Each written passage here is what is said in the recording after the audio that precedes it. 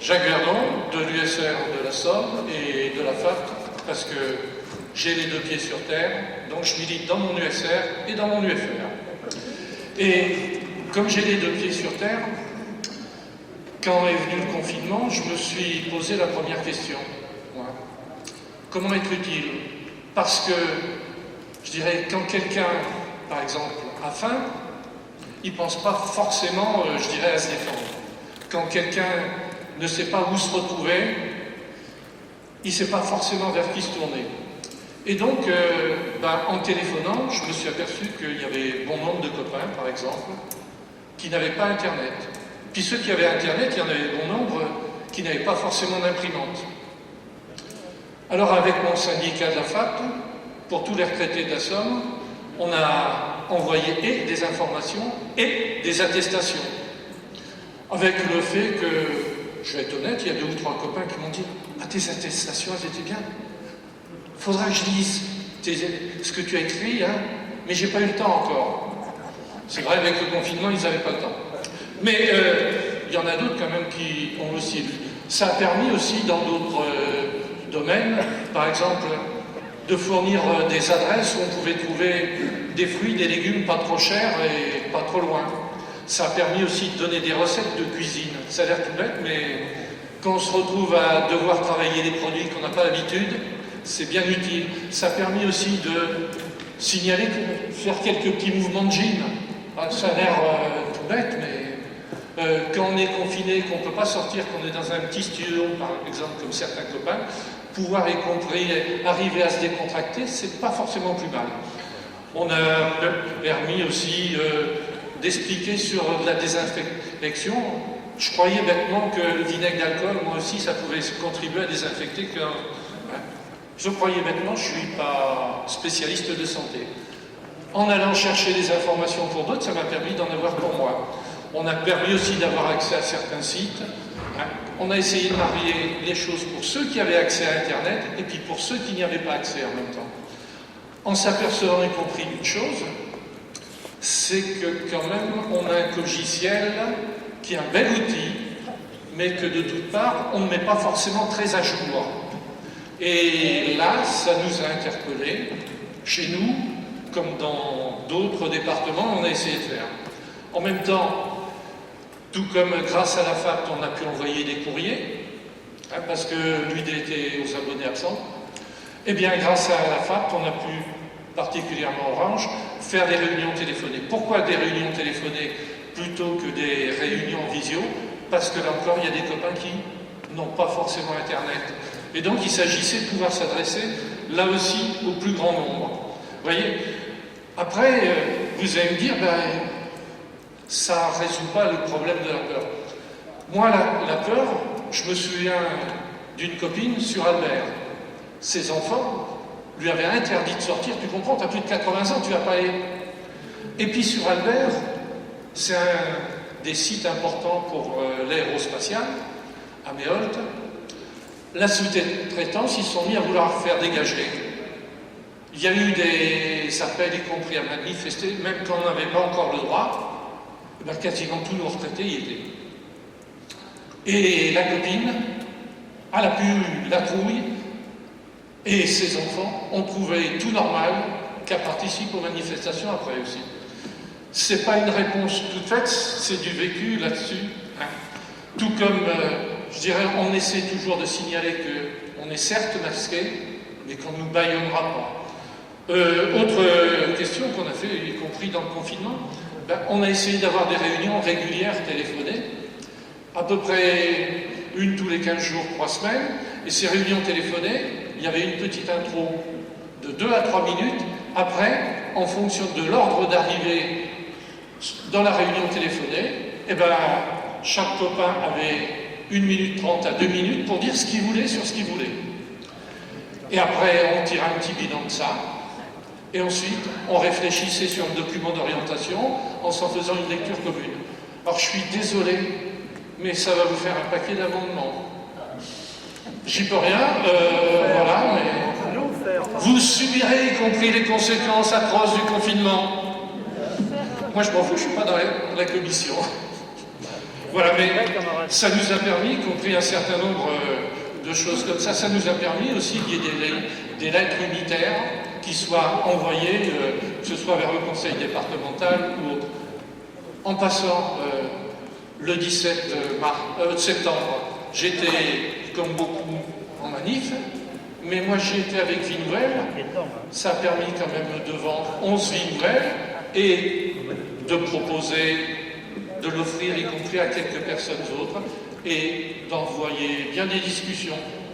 Je finirai juste par un commentaire. Moi j'ai trouvé une citation de Simone de Beauvoir très bien. On reconnaît le degré de civilisation d'une société à la place qu'elle accorde à ses personnes âgées. C'est un article de Vie Nouvelle que je vous conseille. Michel Chabas de l'USR 66. Chacun a vécu le confinement de façon complètement différente. Nous, dans les PO, on peut dire qu'on a d'abord beaucoup téléphoné à nos camarades, et puis on a commencé à faire des rencontres téléphoniques. Et la première, on était une quinzaine, au bout de la troisième, on était plus d'une trentaine, puisque c'était ouvert aux responsables syndicaux de l'USR dans des sections syndicales, mais des syndiqués aussi avec qui on avait des contacts. Et très vite, mais très vite, est arrivée la question de il faut qu'on se retrouve en présentiel. Donc très vite, on a fait un bureau de l'USR, tout à fait début juin, on a fait un bureau de l'USR, fin mai exactement. Déjà, on avait participé avec l'UD au 1er mai à une vidéo qui a été vue pour plus de 1200 vues sur le 1er mai avec des boîtes de conserve où il y avait les revendications, où il y avait la présence de camarades aussi bien actifs que retraités et qui a quand même fait un petit peu de bruit, mais on avait commencé quelque chose. Le 6 juin, on était dans la première manif sur les libertés à Perpignan, puisqu'on avait des atteintes aux libertés, on était 65 présents. On n'a pas attendu, 3 jours plus tard, à l'appel de l'USR, de LSR, de l'UNRPA, de la FSU et de Solidaire, on a organisé la première manifestation des retraités, une chaîne humaine autour de la préfecture, où les questions c'était la santé, les questions de santé, c'était les questions du pouvoir d'achat des retraités. On s'est retrouvé à 130 personnes, sans autorisation préfectorale. Puisque là, et il y a des gens qui nous ont dit, comme on n'a pas pu prévenir comme il faut, il y a beaucoup de gens qui ont regretté de ne pas être présents. Moi je voudrais revenir, on parle du 17. Il y a quelques camarades qui l'ont dit, mais quand même, le 16 juin, il y a eu des grandes manifestations sur la santé. Ça a été quand même un grand moment de lutte, où on a retrouvé énormément de monde, aussi bien d'actifs que de retraités. Petite initiative qu'on a prise, l'USR, c'est de faire signer 2 pétitions. Une pétition sur les questions de la santé et une pétition sur le jour d'après. Pas une pétition où on marque son nom seulement, où on marque aussi son mail. Sur les 2 pétitions, ça nous fait à peu près 90 mails qu'on a de gens qui veulent participer. Donc il y a bien sûr le contact physique qui est présent, je pense que ça on ne peut pas l'oublier, mais il y a aussi cette forme-là d'aller au contact et à la rencontre des gens à travers une pétition et de poursuivre après. Mais on ne s'est pas arrêté là, on a fait le 14 juillet. On a fait un 14 juillet sur la place du Castillet avec une guillotine qui guillotinait nos libertés, bien sûr. On était quand même 400, donc une bonne centaine de retraités présents. Donc on a mené une activité tout au long de cette période et on continue à la mener là. On était présents le 17, on prépare déjà, on était plus de 600 personnes sur Perpignan, on prépare le 17 octobre. Le 17 octobre, on veut faire une grande manifestation sur les relations franco-algériennes. On veut clarifier sur cette situation. On a déjà commencé, nous, à mener la lutte avant le confinement sur la question des Chibani, des retraités marocains qui aujourd'hui sont en grande difficulté parce que le gouvernement, il nous maltraite. Alors c'est encore pire avec eux. Et ça, ce sont des questions qui nous ont portés jusqu'au début. On a eu des contraintes, on a été obligé de repousser notre congrès, il était prévu début juin, là on va le faire au mois d'octobre. Je vous livre parce que c'est quand même un lieu intéressant, on va faire ça dans une chapelle. C'est le seul lieu qu'on a trouvé pour pouvoir se réunir. Mais bon, les voies du Seigneur sont impénétrables.